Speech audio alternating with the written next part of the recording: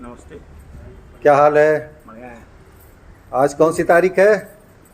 आज है 10 अगस्त को आज पल्स भवन में मीटिंग होने जा रही है और ये सम्मानित गण सब हमारे उपस्थित हुए हैं। आइए विकास जी। सभी साथियों को नमस्कार।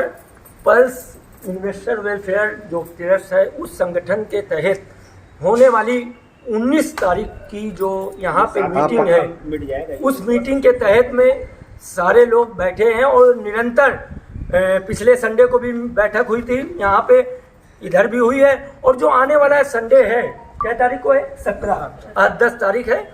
अगले 17 तारीख को फिर पुनः बैठक होगी, क्योंकि 19 तारीख को हमारे मनदीप काजला जी का कानपुर में आगमन हो रहा है और 20 और 21 तारीख को लखनऊ में हो रहा है।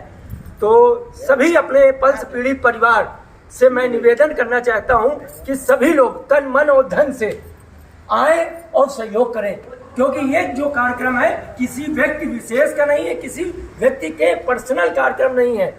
तो मैं सभी लोगों से पुनः एक बार आग्रह करूंगा, जो भी हमारे पल्स के पुराने कार्यकर्ता, चाहे वो सीनियर हो चाहे जूनियर हो, इस समय जो वीडियो बना रहे हैं वो हमारे सतीश शर्मा है, क्योंकि उनका चेहरा नहीं आ पाता है, इसलिए मैंने कहा नाम उनका भी बताना बहुत जरूरी है।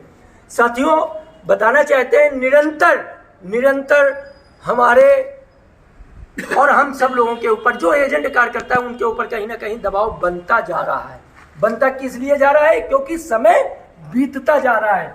इस्माइल भाई बिल्कुल सही है। तो कहीं ना कहीं इस भुगतान की प्रक्रिया को तेज करने के लिए आज हम लोगों ने एक जो बैनर पकड़ा है, पल्स इन्वेस्टर वेलफेयर ट्रस्ट, क्योंकि एक उम्मीद की किरण मनदीप काजला जी नजर आ रहे हैं, जो लीगल निरंतर लड़ाई लड़ रहे हैं। आज भी अखबार में एक खबर लगी हुई है, जो संपत्तियों की नीलामी, क्योंकि बड़ी बड़ी संपत्तियां हैं और बड़े बड़े लोगों को लाना और बिकवाना और अधिक से अधिक कीमत में बिकवाना, ये बहुत बड़ी बात है। उसको देखते हुए मनदीप काजला जी का हम सभी लोग, पूरा पल्स परिवार जो पीड़ित परिवार है, सभी निवेशक और एजेंट साथी, इनका बहुत बहुत धन्यवाद, आभार प्रकट करते हैं। साथियों, बताना चाहते हैं कि इस समय जो कार्यकर्ता है, जो एजेंट था, वो चारों तरफ से दबाव बन रहा है उसके ऊपर। क्या दबाव बन रहा है कि एक तो निवेशक उनका परेशान करे हैं और निवेशक के साथ साथ में पुलिस भी परेशान करे हैं, पुलिस के साथ साथ हमारी ये सरकारें भी परेशान करे हैं। और जो सत्ता के लोग हैं, जो भाजपा के लोग हैं, वो आज बोल रहे हैं कि ऐसी कंपनियों में क्यों आप लोगों ने काम किया। तो पूछना ये चाहते हैं कि भारत सरकार ने ऐसी कंपनियों को क्यों लाइसेंस दिया तो दिया, उसके बाद में फीते भी काटे गए, अवार्ड भी दिया गया।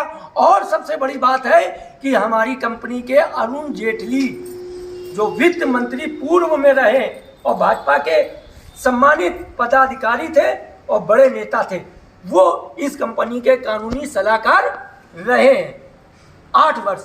तो कहीं ना कहीं हमारी ही नहीं गलती है, कहीं ना कहीं ये पूरे समाज की गलती है, सरकार की गलती है, क्योंकि एक नंबर का लेन देन होता था, उसके बावजूद कंपनी को बैन किया गया, बंद नहीं है कंपनी। और जो लोग बोलते हैं, क्योंकि अज्ञानी बहुत लोग हैं, सतीश जी से कम कहेंगे, थोड़ा पास में है, अज्ञानी बहुत हैं, जिनको ज्ञान नहीं है वो ज्ञान देते हैं। उनको ये नहीं मालूम है कि कंपनी बंद नहीं की गई है, कंपनी बैन की गई है, और अभी गलत और सही, कंपनी गलत थी या सही, उसका फैसला सुप्रीम कोर्ट में केस नंबर 13,301/2015 जो सुप्रीम कोर्ट में है, उसके अधीन अभी चल रहा है। गलत और सही का फैसला अभी आया नहीं, पर अज्ञानी, जो ज्ञान जिनको एक पैसे का नहीं है, एक पैसे का ज्ञान नहीं है, वो इस कंपनी को बोल रहे हैं, जिसके तहत बड़े बड़े ब्रांड एम्बेसडर जो हीरो हैं, उनके भी हैं हीरो, और जो उनके नेता हैं इस कंपनी में आते थे, वर्ल्ड कप कबड्डी कराया, IPL मैच कराया, ये कंपनी है। विराट ली, अक्षय कुमार, ऐसे हजारों हमारे इस कंपनी के ब्रांड एम्बेसडर हुआ करते थे। बड़े बड़े नेता कंपनी से जुड़े हुए थे, दूरदर्शन में। और सबसे बड़ी बात है, कंपनी गलत थी तो 2004 में राजस्थान हाई कोर्ट ने इस कंपनी को क्लीन चिट दिया था। कैसे मानी जी, आप तो वकील हैं। तो अगर गलत थी तो उसी समय 2004 में बंद क्यों नहीं हुई?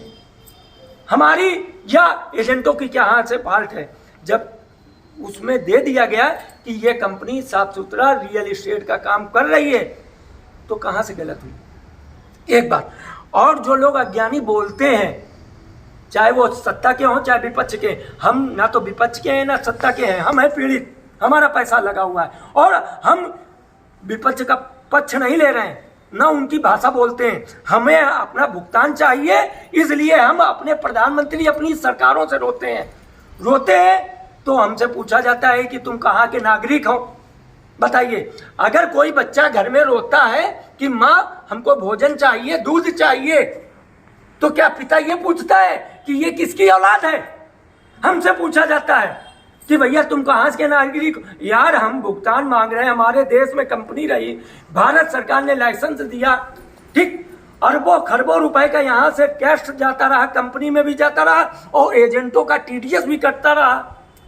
तो ये सोचने की बात है। मैं भक्तों से पूछना चाहता हूं कि अगर हम कोई भी मांग करते हैं तो अपनी सरकार से मांग करते हैं, जिसको हम लोगों ने यहाँ पर वोट किया और संविधान के तहत हम लोगों को अधिकार है, इसलिए भुगतान मांगते हैं। तो हमको धमकी दिया जाता है क्या कि बांग्लादेश देख लीजिए जल रहा है, पश्चिम बंगाल देख लीजिए, कश्मीरी पंडितों के हाल देख लीजिए। सत्य है, ठीक है, पर पांचों उंगली बराबर नहीं होती हैं।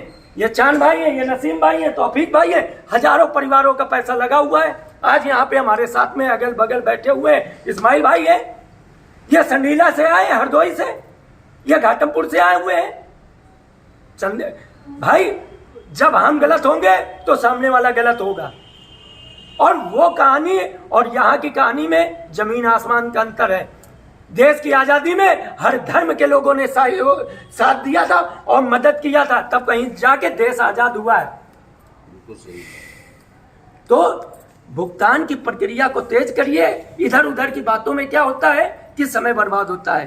तो मेरा पुनः एक बार निवेदन है सभी से कि जुड़िए और भुगतान लीजिए, और भुगतान दिलाने के लिए मनदीप काजला रात दिन लगे हुए हैं। धन्यवाद। और अगली रविवार को फिर बैठक है, जो लोग भूल जाते हैं, अगली रविवार को फिर बैठक है। सभी लोग आए, विकास त्रिपाठी कानपुर से।